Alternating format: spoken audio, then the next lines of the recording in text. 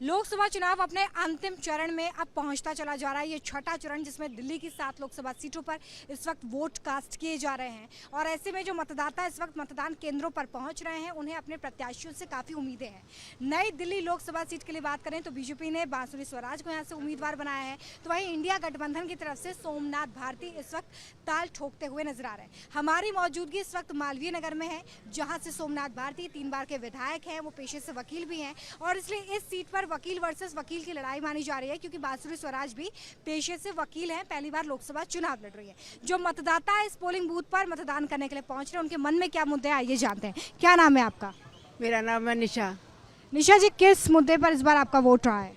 मेरे को तो सिर्फ विकास चाहिए और विकास हो रहा है, बस यही मुद्दा। कौन कर रहा है विकास? वो आपको भी पता है।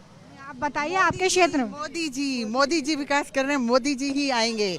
हमने सब ने कमल के फूल को मोहर लगाई है और मैं बाकियों से भी रिक्वेस्ट करती हूँ, अपनी फ्रेंड्स को, अपने मोहल्ले वालों को, सभी आसपास के लोगों को। मोदी जी उन्होंने बहुत विकास का काम किया है, इतनी बड़ी एज में पूरा कोई फैमिलीवाद नहीं है और बहुत उन्होंने अच्छे से सारे 370 हटाया और क्या कहते हैं राम मंदिर बनवाया। हाँ, तो हम सबको जो है सब लेडीज मिलके सब उनको वोट कर रहे हैं। अच्छा, ये बताइए, बांसुरी स्वराज को यहाँ से बीजेपी की तरफ से उम्मीदवार बनाया गया है।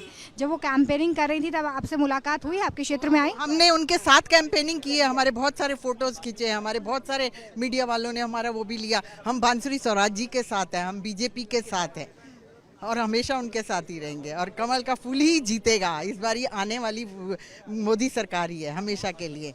God bless him, God bless him. Modi ji, God bless you. We wish for your health and आप जो भी कर रहे हो बहुत अच्छा कर रहे हो। चलिए, तो जो मतदाता यहाँ पर मतदान केंद्रों पर पहुँच रहे हैं, अपना वोट कास्ट कर रहे हैं, आप देख सकते हैं पोलिंग बूथ्स पर कई इंतजाम भी यहाँ पर किए गए हैं ताकि मतदाता जो यहाँ पर इस कड़ी धूप में मतदान करने के लिए पहुंच रहे हैं उन्हें किसी तरह की कोई परेशानी ना हो। और भी जो मतदाता हैं हम उनसे बातचीत करेंगे कि आखिर वो किन मुद्दों पर अपना वोट कास्ट कर रहे हैं। लेकिन फिलहाल देखिए, अगर हम न्यू दिल्ली लोकसभा सीट की बात करें तो इसके अंतर्गत 10 विधानसभा सीटें आती हैं। 2020 में जब विधानसभा चुनाव हुए दिल्ली में, तब 10 की 10 जो विधानसभा सीटें हैं वो आम आदमी पार्टी के खाते में गई। लेकिन लोकसभा चुनाव के लिहाज से अगर आप देखेंगे तो आम आदमी पार्टी अपने दम पर कुछ खास कमाल कर नहीं पाई है और इस बार इंडिया गठबंधन कितना कारगर साबित होता है ये जरूर देखना होगा। किस मुद्दे पर इस बार वोट किया है आपने? इस मुद्दे पे किया है। अब ये मुद्दा तो अब ठीक है, जो आ जाए वही मुद्दा ही है। देश को कौन चला सकता है? देश का चुनाव है। देश का चुनाव है। सच बताऊं, देश को मोदी और दिल्ली को केजरीवाल। क्यों, ऐसा क्यों? इंडिया गठबंधन जो है उसमें कांग्रेस और आम आदमी पार्टी दोनों मिलकर चुनाव लड़ रहे हैं। अब आप जो कह रही हैं वो दिल्ली में केजरीवाल और देश में प्रधानमंत्री नरेंद्र मोदी, तो ऐसा क्यों? ऐसा क्यों, अब इतना डिटेल में नहीं बता सकते। क्या लग रहा है इस बार? क्या लग रहा है? विकास पे लग रहा है और क्या। हाँ बिल्कुल। कौन बनेगा देश का प्रधानमंत्री? अब ये तो मैं नहीं बता सकती, ये मैं कैसे बता पाऊंगी। जो मौजूदा प्रधानमंत्री, उनका काम अच्छा लगा? अब मैं ज़्यादा नहीं बोलना चाहूँगी, प्लीज। क्या लग रहा है भैया इस बार? जीतेगा तो मोदी। क्यों? है, काफ़ी काम तो किए हैं बट दिल्ली से ही हैं? केजरीवाल, क्यों? क्योंकि काम करवाता है वो यहाँ पे। ये तो देश का चुनाव है ना, दिल्ली का चुनाव थोड़ी। मोदी जीतेगा। आपका वोट किसके लिए रहा है? मोदी। अच्छा, आपको क्या लगता है कि अगर प्रधानमंत्री एक बार फिर से नरेंद्र मोदी बनते हैं तो देश को आप कहाँ देखते हैं? देश को आने वाले साल में तो काफ़ी अच्छा रहेगा, ग्रोथ काफ़ी अच्छी रहेगी उसके लिए। वोट कास्ट कर दिया आपने? वोट कास्ट कर दिया? हाँ जी।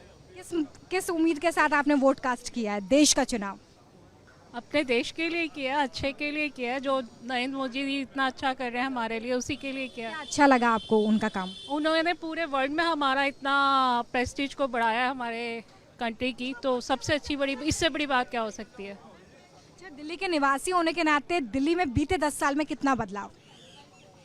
बर्ताव ज़्यादा नहीं हुआ है, सहूलियतें बढ़ी हैं जो एक सरकार ने करी है, उसका ज़्यादा संबंध वोटों पर पड़ेगा। आपको क्या लगता है किन मुद्दों पर इस बार ज़्यादा असर होने वाला है? क्या वो मुद्दे जिसको लेकर जनता वोट करे? आपका क्या मुद्दा था?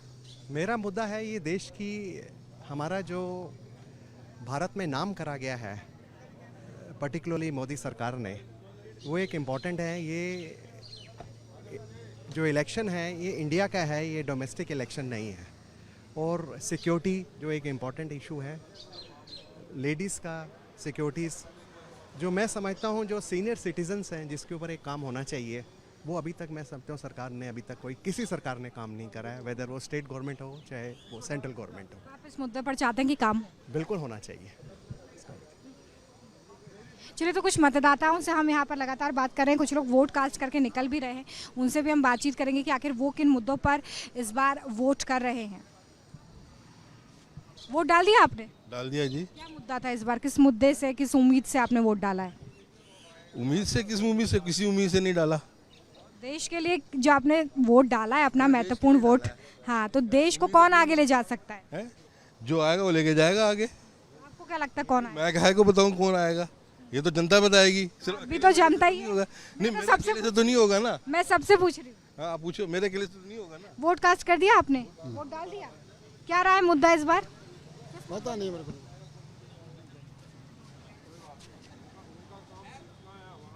बोलेंगे किस मुद्दे?